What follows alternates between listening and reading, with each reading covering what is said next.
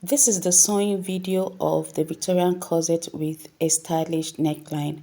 So we made the pattern. I will link the pattern drafting video of this corset in the comment section or in the description box.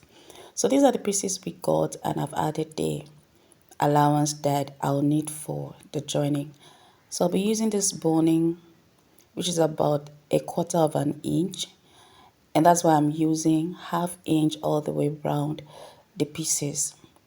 So because it's 1/4 of an inch, it will go through this 1/2 inch after sewing comfortably. So for the middle pieces, I added 1/2 inch all the way around, but for the side piece, the front side, I added 1/2 inch around the cup region, but for the stitching allowance, I used 1 inch. So I'm cutting out the pieces for the front pattern, and there's the pieces for the back pattern. I'll be cutting out 1.5 inch at the middle back. That will be for the eyelet channel. And the remaining part will be for the middle back and the side back. So after cutting the side back, same way I cut the front patterns, I'll be joining it now. For the front patterns, I'll join the middle front, okay? And the second middle front, I'll bring it back right side facing right side. Now this is the lining I'm working on, and exactly what I do on the lining is what I'll be doing on the main fabric. I already sewn the main fabric. I took it out for the designs that we need on it. So now arranging the front pieces just the way I will sew it. So bring the side front like that, and just the way I arrange it, that's the way I will sew it. Like I said, exactly what I do to the lining is what I did to the main fabric.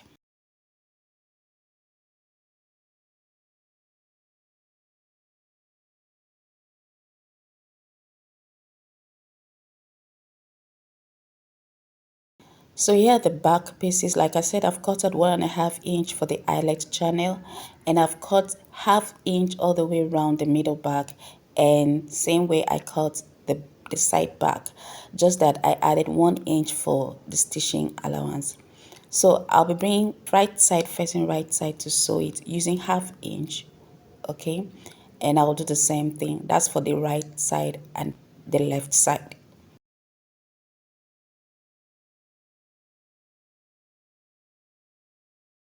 After sewing it, this is what we have.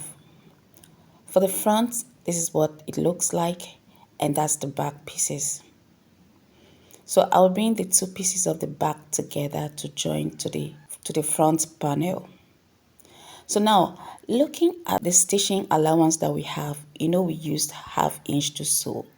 So I'll be threading on this 1/2 inch, okay, just at the edge there. Since the boning is about 1/4 of an inch, it will go through this channel comfortably.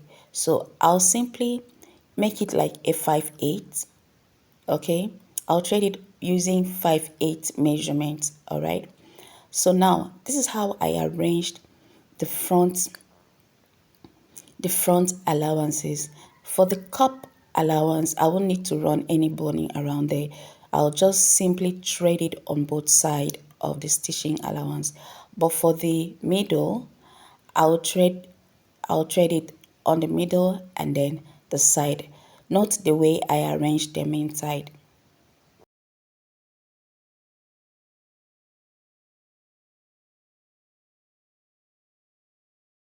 So after threading the front panel, I'll do the same thing to the back panels. More like sewing it down, and this is what it will look like. And then you give it a good press.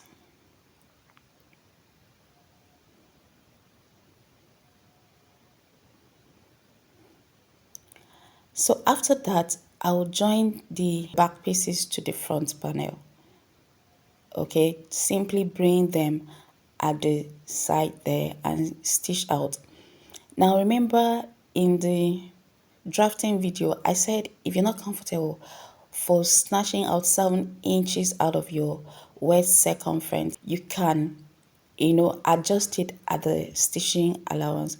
I added 1 inch for the stitching allowance. So if I'm taking out, like half inch, I might be using half inch to sew. Okay, so that means I'm giving back 2 inches to the waist measurement. So that will mean about 5 inches snatching. But if you're comfortable with that 7 inches, of course, go ahead to take out 1 inch for the stitching allowance. So now, after joining it, and I've joined the main fabric as well, look at the designs on it. Look at that. So now we'll be turning the neckline. So I'll simply pin it all the way around, and I'm sewing it to the back just like this. Make sure all the seams are lined so you have a relaxed look. I'll do that and top stitch and give it a good press. Before I turn the down part, I'll need to insert my boning. So this boning, I use lighter to blunt it, to make it blunt so it will make the client uncomfortable. So you push it in, you leave about 1 inch. Okay, that 1 inch you need it for, because this one is not sewable, this boning is not sewable, it's plastic boning. So you will need that 1 inch for the stitching allowance. So I'll take out 1 inch, push it inwards, okay, and then I will have space around there to, to stitch the down part. Blunt it again, make sure it cools down, okay, because you can't push it, in when it's still very hot. It melts. Okay, so I'll do the same thing for the down part, just for comfort. Okay, you can use masking tape for this as well if you don't have a lighter, but I prefer the lighter. Okay, and then that's it. So when we are done with the boning, I'll simply flip it over like this, and then I'll make sure the seams are lined. Okay, pushing up the plastic boning so I will have space to use about half inch to stitch the hem. So I will arrange it all the way to the other side. Note the way I made the seam to align. You won't have any issue arranging this because of course exactly what you did to the lining is what you did to the main fabric. So I'll do that and use half inch to stitch, top stitch, and give it a good press. And then we'll be adding the eyelet channel.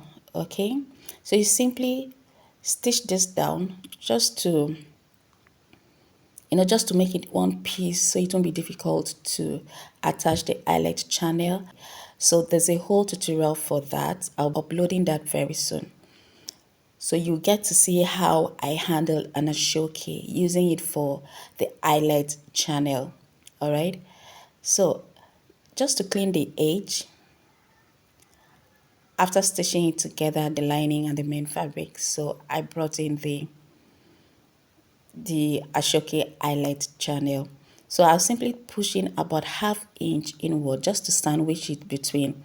Now note the eyelet channel, it's open in the middle. Okay, you will need to watch the eyelet channel tutorial I made on this. Okay, so you will have a better understanding. But you just push in half inch, pin it down, pin it down for easy stitching. Push it all the way from the bottom to the top of it, and then you stitch it.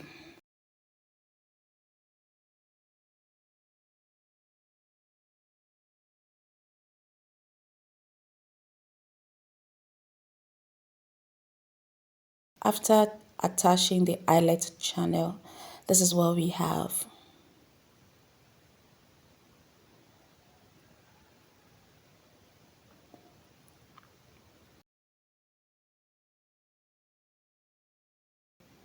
I will show how I added the eyelet in the eyelet channel tutorial. So if this video adds any value to you at all, give me a thumbs up, share and comment. Thank you so much for watching. I'll see you in my next video.